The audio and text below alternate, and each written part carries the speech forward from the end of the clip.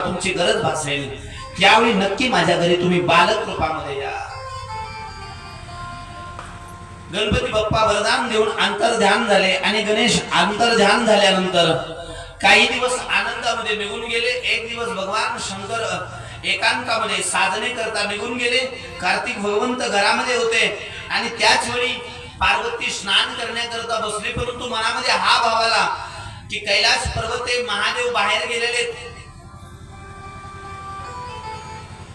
दैत्य सारखे येत राहतात, म्हणून मनामध्ये हा भाव आला की कार्तिकला सांगावं जा दारावर बस, परंतु कार्तिक ऐकणार नाही। त्यावेळी स्नान करणाऱ्या या पार्वतीच्या लक्षात आलं की मला गणपती बाप्पाने वचन दिलं होतं ज्यावेळी तुला माझी खूप गरज वाटेल त्यावेळी मी तुझ्या घरी पुत्र रूपामध्ये येईल। त्यावेळी पार्वतीनं आपल्या सर्व अंगाला लावलेलं ते उठणं महाराज त्याचा एक सुंदर बालक तयार केला।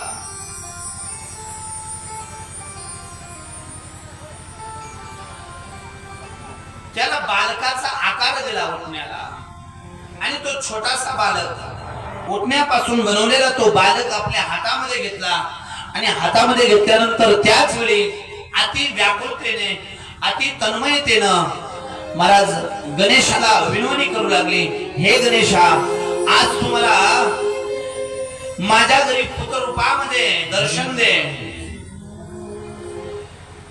आणि त्याच वेळी आकाशवाणी झाली। आकाशवाणीने माता पार्वतीला विचारलं म्हणजे माझी खूप गरज आहे का? त्यावेळी माता पार्वतीने सांगितलं गणेशा महादेव घरी नाहीये, कार्तिक माझं ऐकत नाहीये आणि मला हिंस्र पशु पक्ष्याची प्राण्याची राक्षसांची भीती वाटते, म्हणून आज मला तुझी खूप मोठी गरज आहे। तू काही झालं तरी माझ्या समोर आज पुत्र रूपामध्ये प्रगट हो।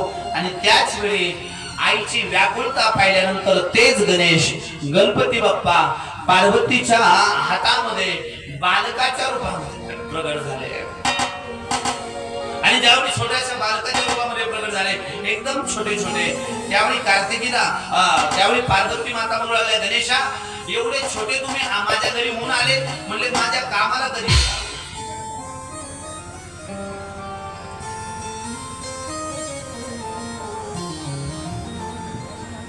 गणपती बाप्पा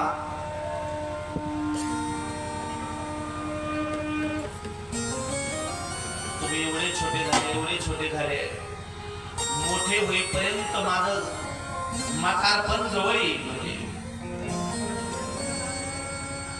तुम्ही तर मला म्हटले होते ज्यावेळी माझी गरज भासेल त्यावेळी मी तुमच्या घरी पुत्र रूपामध्ये प्रगट होईल आणि एवढ्या छोट्या रूपामध्ये तुम्ही प्रगट झाले माझं कसं काम होईल?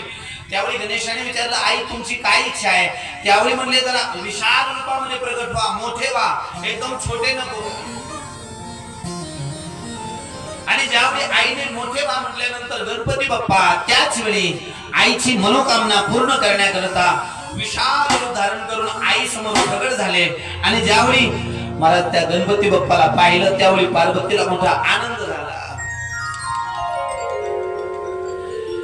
सर्व देवता सुद्धा आनंदित झाले। आज तिन्ही गणाचे अधिपती आपल्या सर्वांचे मालक पार्वतीच्या घरी पुत्र रूपामध्ये प्रगट झाले आणि सर्व देवता महाराज गणपतीची स्तुती करू लागले। पार्वतीच्या बाळा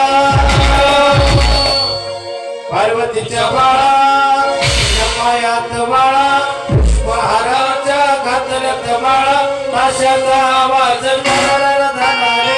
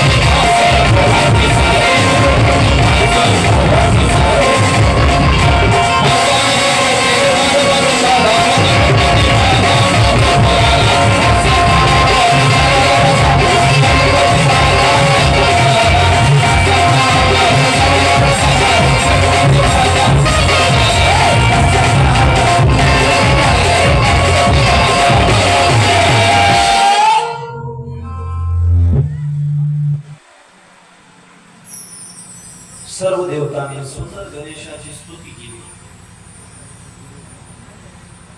आणि प्रत्येक देवताने विचार केला आपले मालक पार्वतीच्या घरी पुत्र रूपामध्ये आलेत म्हणले दर्शनाला गेलं पाहिजे